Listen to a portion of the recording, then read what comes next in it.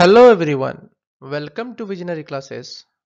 Today's our topic of discussion will be on biogeographic provenance.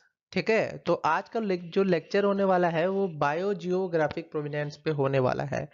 देखो, biology based geography, biogeography का meaning क्या है? Biology based geography, मतलब biology के basis पे आप ज्योग्राफी को डिवाइड कर रहे होगे, यही उसका मीनिंग होता है। अगर आप एक लेमैन्स के लैंग्वेज में आप समझने की कोशिश करो। ठीक है, तो ये लेक्चर 15 होने वाला है जो कि यूनिट 1 का है। आप सबको बहुत सारे लेक्चर्स अभी तक मिल चुके होंगे, तो आशा करते हैं कि आप लोगों ने नोट्स बना लिए होंगे और आपको अच्छे से सारी चीजें समझ में आ रही होंगी। और जिनको नहीं आ रहा है अभी, वो नए शुरुआत कर रहे हैं नए तरीके से, यहाँ पे डिस्क्रिप्शन बॉक्स में आपको पूरी की पूरी प्लेलिस्ट मिल जाएगी, जितने भी यूनिट्स हमने कवर कर रखे हैं। तो आप वहां पे जाके कम से कम उन यूनिट्स को सर्च करें और ज्यादा से ज्यादा पढ़ने की कोशिश करें। ठीक है, तो इस चैनल को सब्सक्राइब करें एंड ज्यादा से ज्यादा शेयर करें ताकि और भी बच्चों को इनसे बेनिफिट हो। ठीक है, मैं आपका दोस्त कल्याण विश्वाल, जो कि मैं पीएचडी कर रहा हूँ स्कूल ऑफ एनवायरमेंटल साइंस से। तो आपके लिए ये लेक्चर सीरीज मैं इसीलिए ला रहा हूँ ताकि आपको डेप्थ में सारी चीजें समझ में आए, क्योंकि बहुत ज़रूरी है कोई भी चीज़ को डेप्थ में समझना कि किस तरीके के क्वेश्चंस आ रहे हैं और क्या हमको पढ़ना चाहिए। देखो, हर टॉपिक का अगर डेप्थ में एनालिसिस करके जाओगे तो जेआरएफ निकलने से कोई नहीं रोक सकता, ये मेरा वादा है। तो आप कोशिश करें कि ज़्यादा से ज़्यादा इन चीज़ों को ग्रैब करें कि जो हम पढ़ाने जा रहे हैं। ठीक है, तो आइए चलते हैं, लेक्चर को स्टार्ट करते हैं। तो लेक्चर का जो बिगनिंग होने वाला है वो हम पढ़ने वाले हैं बायोजियोग्राफिक प्रोविनेंस का डेफिनेशन से।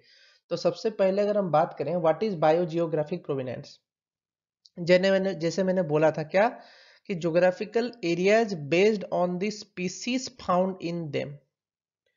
देखो क्या होता है कि सीजन, क्लाइमेट, ज्योग्राफी, तीन चीजें हैं जिसके बेसिस पे क्या होता है कि स्पीसीज का डिवीजन होता है। ठीक है, तो आप यहां देख सकते हो, ये है पहला जिसको हम नी आर्टिक बोलते हैं, नी आर्टिक। ये नी आर्टिक एक तरीके का बायोजियोग्राफिकल प्रोविनेंस है जहां पे एक अलग तरीके के स्पीसीज मिलते हैं। फिर आता है नियोट्रॉपिकल, फिर आता है एफ्रोट्रॉपिकल, फिर आता है पैलियो आर्टिक, फिर आता है आपका इंडो मलायन, फिर आता है ओसेनियन, फिर आता है आपका ऑस्ट्रेलियन, फिर आपका आता है अंटार्कटिका। ठीक है, तो ये जो 8 प्रोविनेंस है ये वर्ल्ड फेमस है। ठीक है, तो आपको ये 8 प्रोविनेंस के नाम याद होने चाहिए। देखो, आप इन्वायरमेंट पढ़ रहे हो और आपको ग्लोब के बारे में आइडिया है नहीं, मैप में कौन सा जगह कहाँ मौजूद है इसकी आइडिया आपको है नहीं, तो it will be very much difficult for your examination point of view. तो यू शुड रिमेंबर कि कौन सा जो पर्टिकुलर प्रोविनेंस है बायोलॉजी का वो कहाँ पे मौजूद है, ये आपको पता होना चाहिए। ठीक है, तो बायोजियोग्राफिक प्रोविनेंस का मतलब समझ में आया। ओके, अब आगे बढ़ते हैं कि बायोजियोग्राफी होता क्या है। कहानी शुरुआत तो बिना डेफिनेशन के होगी नहीं। तो बायोजियोग्राफी क्या होता है कि study of origin of world biota. ठीक है, तो जीवन की शुरुआत कहां से हुई है? ठीक है, ओरिजिन। ठीक है, वर्ल्ड बायोटा। ठीक है, उसकी शुरुआत कहां से हुई है उसी की पढ़ाई हो रही है। And their relationship with the environment, ecosystem, ecosystem dynamics की स्टडी हो रही है। Distribution of organism from the past to present, देखो पास्ट की कहानी भी बोली जा रही है और प्रेजेंट की कहानी भी बोली जा रही है। तो ये कुछ पॉइंट्स हैं जो बायोजियोग्राफी डील करता है, ये आपको पता होना चाहिए। Okay, again three types of fundamental processes occurs in biogeography. तो तीन प्रोसेसेस क्या है? पहला प्रोसेस है स्पेसिएशन। अब स्पेसिएशन में क्या होता है? The process of formation of new species, कहीं भी किसी न्यू स्पीसीज का फॉर्मेशन को हम स्पेसिएशन बोलते हैं। फिर क्या होता है कि extinction, the process of permanent elimination, जहां से अब क्या हो रहा है कि हट जा रहा है, ऑर्गेनिज्म रिमूव हो जा रहा है। फिर आता है dispersal, movement of organism away from their place of origin.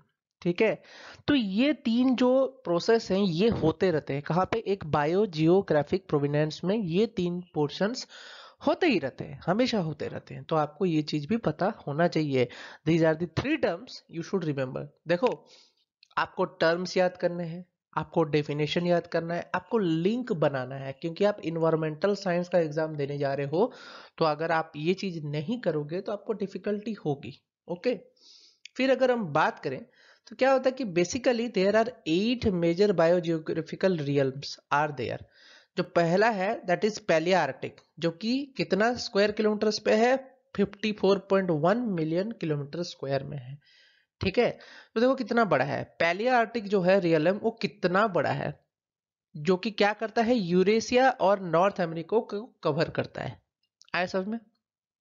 फिर अगर हम बात करें नी आर्टिक रियलम, तो नी आर्टिक रियलम में क्या होता है कि 22.9 मिलियन किलोमीटर स्क्वायर है, जो कि नॉर्थ अमेरिका को कवर कर रहा है।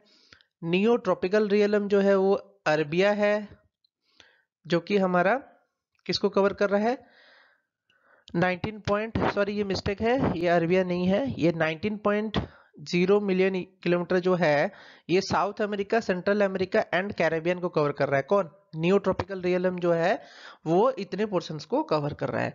फिर अगर हम बात करें एफ्रोट्रोपिक, एफ्रोट्रोपिक रियलम जो है वो 12.1 मिलियन स्क्वायर किलोमीटर में है, जो कि ट्रांस सहारन हिमा अफ्रीका एंड अरेबिया का पार्ट है। ओके। फिर अगर हम बात करें ऑस्ट्रेलेशिया, जो कि 7.6 मिलियन किलोमीटर स्क्वायर है, वो Australia, new Guyana, New Zealand and wireless line पे मौजूद है। अब ये वैलेस लाइन देखो, टर्म्स फिर से आ गए, तो आपको ये चीज पता होना चाहिए कि वैलेस लाइन होना क्या है। तो जिनको पता है वो कमेंट करें बॉक्स पे, ठीक है। अगर नहीं पता है तो सर्च करो, ठीक है, यही तो तुम्हारा काम है। I will give you the idea related to UGC NET exam, but अगर डिटेल कुछ कुछ टर्म्स आपको एक्स्ट्रा जानने की कोशिश करनी है तो you should Google it, then you should comment. Okay. तो गूगल करो और कमेंट करो कि वायरलेस लाइन कहाँ पे मौजूद है। ओके। फिर अगर हम बात करें इंडो मलाया रियलम, तो इंडो मलाया रियलम में क्या है कि 7.5 मिलियन किलोमीटर स्क्वायर है, जो कि इंडियन सब continent, south east Asia and southern China में है। ओके। तो ये आपको एक बायोजियोग्राफी का एक ब्रीफ आइडिया लग गया होगा कि कौन कौन से बायोजियोग्राफिकल प्रोविनेंस हैं और कहाँ कहाँ कौन कौन से कंट्रीज को वो कवर कर रहे हैं। देखो मैप बेस्ड स्टडी बहुत जरूरी है, क्योंकि आप इन्वायरमेंटल साइंस पढ़ रहे हो। ओके। तो अगर हम बात करें, फिर उसके बाद आता है कि ओशनिक रियलम, तो ओशनिक रियलम जो है वो कितना है, 1 million kilometre square and Antarctica realm जो है वो 0.3 मिलियन किलोमीटर स्क्वायर पे मौजूद है। तो ये पोलिनेशिया, माइक्रोनेशिया, फिजिन आइलैंड्स और अंटार्कटिका रीजन्स पे ये सब मौजूद हैं, तो ये आपको पता होना चाहिए। अगर हम बात करते हैं सबसे बड़े वाले, तो जो पहला है that is Pellia Arctic, that is Pellia Arctic, the largest in all. It covers the Eurasia from foothills of Himalaya. देखो ये हिमालय का फुटहिल्स है, यहाँ से पूरा यूरेशिया को कवर कर रहा है, नॉर्थ अफ्रीका को भी कवर कर रहा है, यूरो साइबेरियन को भी कवर कर रहा है, Euro Siberian, Siberian countries, Mediterranean basin, Sahara, Sahara का ये डेजर्ट यहाँ पे है, अरबियन डेजर्ट यहाँ पे है, वेस्टर्न सेंट्रल ईस्ट एशिया, ठीक है। बर्ड फैमिलीज क्या क्या मौजूद है यहाँ पे, प्रुनेल्डिया and Holarctic loons, grouse, ox and waxwings, ये सारे जानवर यहाँ पे मौजूद है। इनके बारे में भी आपको आइडिया होना चाहिए, क्योंकि आप बायोजियोग्राफिक प्रोविनेंस पढ़ रहे हो, ठीक है। तो ये फैक्ट्स याद करने की कोशिश करो, every fact is very very important from examination point of view. Okay. फिर अगर हम बात करें नेक्स्ट रियलम में हम जा रहे हैं, तो next Nearctic realm है, जो कि कवर कर रहा है region of North America including Greenland, central Florida, highlands of Mexico, plant species endemic to region including क्रोसोमाल्सिया, सिमोन्डिसिया एंड लिमोन्थिसिया, ठीक है। Animal families that originated in the region like dogs, wolves, fox, साइयो, स्टीस, हॉर्सेस, डोंकीज एंड एंटीलोप्स, ये सारे मौजूद हैं, ठीक है। तो ये आपको पता चल रहा है ये क्या है आपका नॉर्थ अमेरिका वाला रियलम है, ठीक है। ये आपका कवर हुआ। सो नेक्स्ट जो प्रोविनेंस है वो आपका कौन सा है, वो है नियोट्रॉपिकल रियलम। तो नियोट्रॉपिकल रियलम कहाँ पे मौजूद है, ये आपका मेनली साउथ अमेरिका में है। साउथ अमेरिका वाला जो पोर्शन है ना उसको ये कवर कर रहा है। तो अब देखो ये क्या है, tropical terrestrial of both the Americas, the entire South American temperate zone, जहाँ पे क्या मिलता है, ब्रोमेल्सिया, कैनासिया एंड हेलोसिनिया। ठीक है, ये सारे के सारे स्पीसीज वहां पे मिलते हैं, आपको ये चीज पता होना चाहिए। फिर क्या है कि ये सबसे ज्यादा 31 बर्ड फैमिलीज का एंडेमिक रीजन है, जहाँ पे ये मौजूद है 31 बर्ड फैमिली जो कि एंडेमिक कंडीशन पे है। ठीक है, फिर मैमल्स है। मैमल्स में क्या है, ऑर्डर जेनराटा, एंटीटीटर, स्लॉथ एंड अर्माल्डिलोज, ये सब मौजूद है। फिर आके आते हैं तो कैमेफोरा रोडेंट्स इंक्लूडिंग कैपिबाराज, ग्वेनास पिग्स एंड चिंचिलाज। ठीक है, तो ये न्यू ट्रॉपिक्स इकोजोन जो है more than any other realm. ठीक है, इसमें बहुत ज्यादा स्पीसीज आपको मिलेंगे और ये सबसे ज्यादा क्या भरपूर है ऑर्गेनिज्म से बाकी सब रियलम से। क्यों? क्योंकि आप जानते हो, बताने की जरूरत नहीं है। क्या पे मौजूद है यहाँ पे? Amazon forest. ठीक है, अमेज़न फॉरेस्ट कहाँ पे है? यहीं पे है। तो आपको ये चीज पता होना चाहिए कि अमेज़न फॉरेस्ट साउथ अमेरिका के कहाँ पे मौजूद है और किस जगह पे मौजूद है, ये आपको पता होना चाहिए। तो because of that forest countries, इनके इकोलॉजिकल फुटप्रिंट्स भी बहुत ज्यादा हाई होते हैं। तो ये सब जो चीजें हैं ना, ये आपको लिंक करना आना चाहिए कि आप इस टॉपिक को पढ़ रहे हो तो इसको उससे लिंक कैसे करो।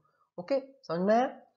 फिर आगे बात करते हैं बायोजियोग्राफिकल प्रोविनेंस, जिसमें कि एफ्रोट्रोफिक रियलम है, जो कि Africa, south of Sahara desert, the southern and eastern fringes of Arabian peninsula, the island of Madagascar, south Iran, extreme south western Pakistan and island of western Indian ocean. ठीक है, ये सब किस में है? एफ्रोट्रॉपिकल रियलम में है, जो कि आपको सहारा के थोड़ा नीचे मिलेगा। ठीक है, तो इसमें क्या है कि 950 वेस्कुलर प्लांट्स हैं विथ एटलीस्ट 15 स्पीसीज एंडेमिक है इसमें। एंडेमिक बर्ड फैमिली जो कि है वो क्या है? स्टूथी नोडिया एंड नुमेंडिडिया।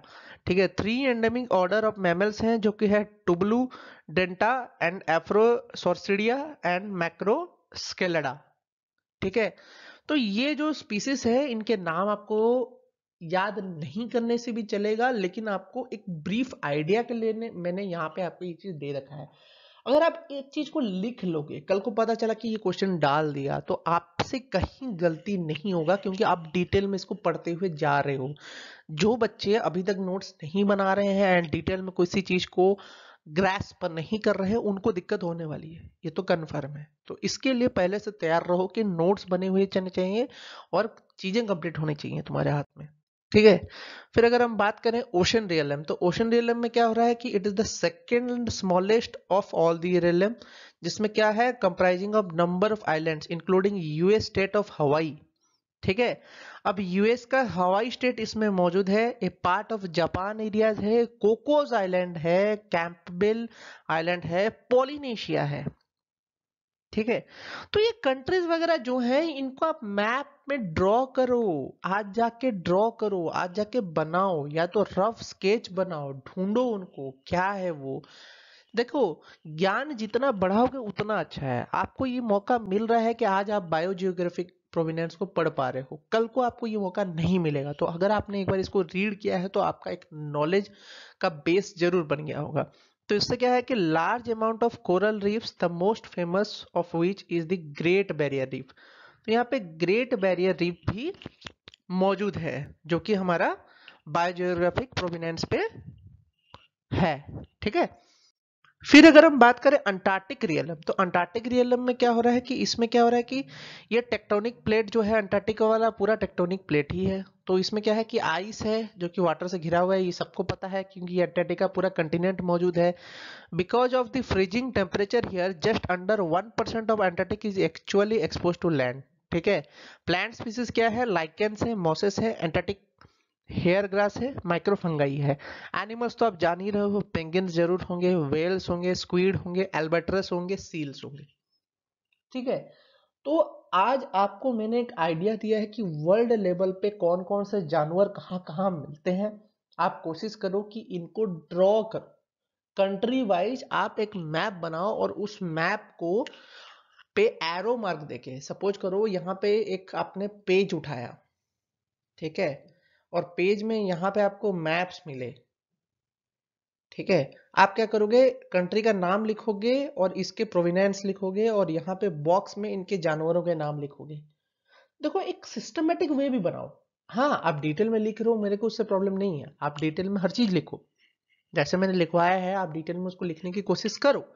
लेकिन अगर आप मैप बेस्ड स्टडी कर रहे हो, क्योंकि ये बायो जियोग्राफिक प्रोविनेंस के बारे में आप मैप बेस्ड स्टडी कर रहे हो, तो it is a type of thing that you should follow, that you have to write like this, map में ड्रॉ करते हुए इसको लिखो। आई होप कि आपको ये एक आइडिया लग गया होगा, और ये आपके लिए एक मैंने ट्रिक बताया ताकि आप कैसे इजीली याद रखो। ठीक है, तो ये लेक्चर जो है ये आई थिंक आपको अच्छा लगा होगा, and do comment if you have some doubt. Okay, and all the best for your exams, have a nice day.